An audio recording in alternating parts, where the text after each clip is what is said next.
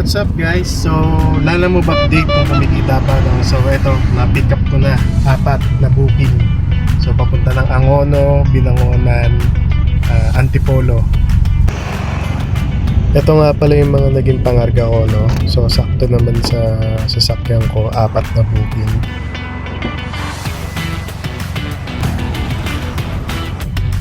Let's go na agad, syempre, habang di pa traffic sa EDSA at sa Ortigas Avenue.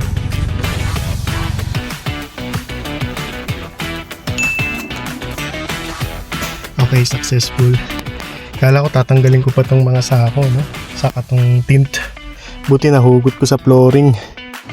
After ng first drop, syempre food trip muna. Wala pang lunch eh. Nung oras na. Ladies and gentlemen, welcome aboard Delta Airlines Flight 2998 bound for Atlanta, Georgia with continued service to Dallas. Second drop off guys, so itong dalawang tint dyan sa car wash.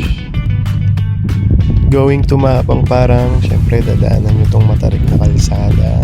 Then ito, muni-muni muna, overlooking, then picture, Domsa.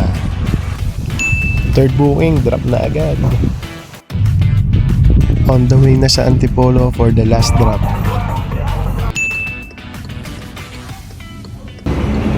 Almost 4 PM, done na lahat sa delivery. Ang tanong, magkano nga ba ang kinita ko sa Lalamove pauwi one way from Manila?